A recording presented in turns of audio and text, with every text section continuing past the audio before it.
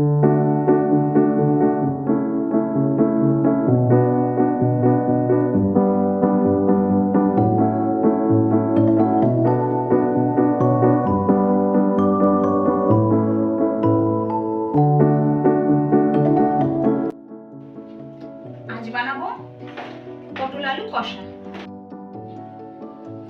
বানাবো পটল আলু কষা।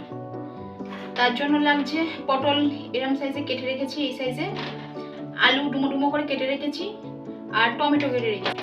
মশলার জন্য লাগছে আদা, জিরে, ধনে বাটা, ঝাল লঙ্কা গুঁড়ো, হলুদ গুঁড়ো, কাশ্মীরি লঙ্কা গুঁড়ো, এখানে দুটো তেজপাতা, কাঁচা লঙ্কা, দুটো শুকনো লঙ্কা আর গোটা গরম মশলা। রান্নার জন্য তেল, একটু টক দই দেব, আর চিনি অল্প একটু, স্বাদ মতো নুন, আর একটুখানি হিং দেব। ব্যাস, এই দিয়ে আজকে আলু পটল কষা রান্না করব। রান্নার জন্য প্রথমে কড়াইতে তেল দেব। প্রথমে কড়াইতে দেব পটল,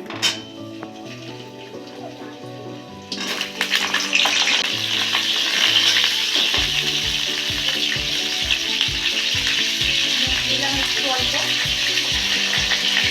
একটু হলুদ দিলাম,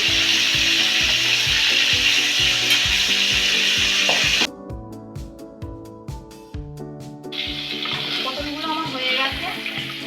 এরকম লাল লাল ভাবে ভেজে নেবেন। লাল লাল ভাবে আমি ভেজে নিয়েছি। আমি এইভাবে কড়াইতে আলুগুলো দেবো।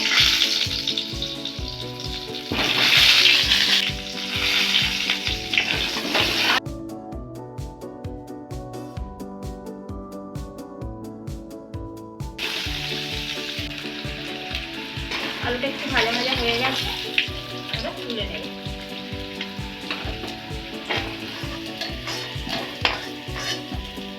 আলুগুলো একটু আমি প্রেসারে সেদ্ধ করে নেব। আলুগুলো আমি প্রেসারে একটা একটা করে দিয়ে দেবো।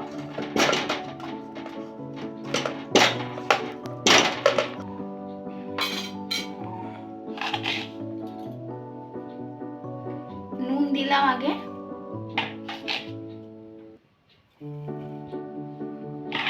অল্প নুন দিলাম, জল দেব পরিমাণ মতো, একটু জল, বেশি দেব না।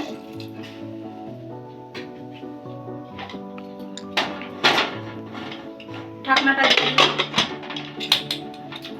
দুটো সিটি হতে দেব। দুটো সিটি হয়ে গেছে,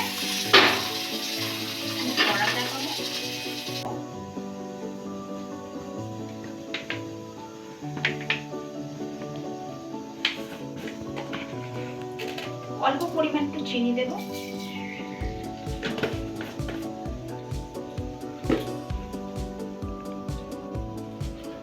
দুটো তেজপাতা, দুটো শুকনো লঙ্কা,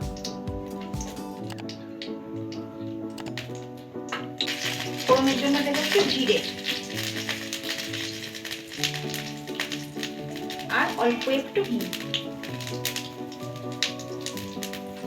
টমেটো দিলাম,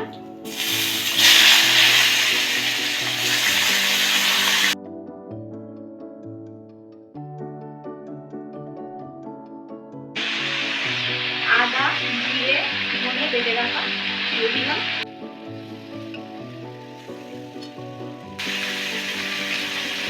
হলুদ দিয়ে দিলাম,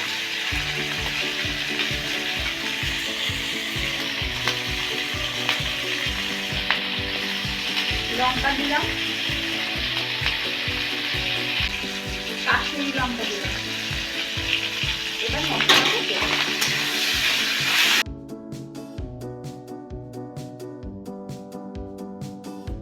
টক দইটা দেব।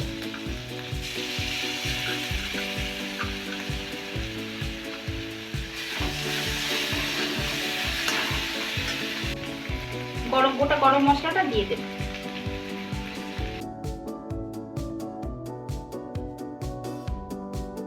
মশলা কষা হয়ে গেছে, তেল ছেড়ে গেছে।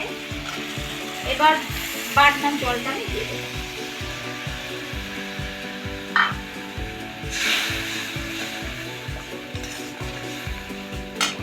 স্বাদ মতো নুন।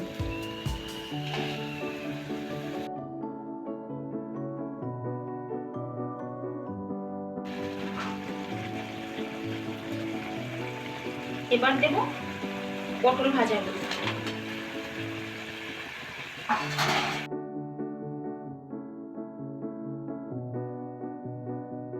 রাখা আলুটাও দিয়ে দেবো।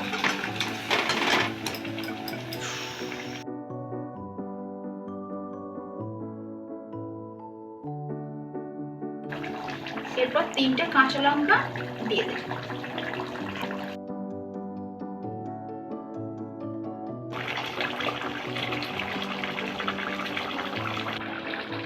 পটলটা দেখবো সিদ্ধ হয়েছে কিনা। পটল সিদ্ধ হয়ে গেছে, দেখতেই পাচ্ছেন নরম হয়ে গেছে পটল। এবার আমি নামিয়ে নেব।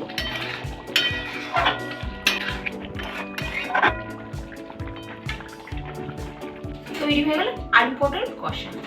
এটার সাথে লুচি পরোটা যেটা দিয়ে পারবেন খেতে পারবেন, ভালো লাগবে।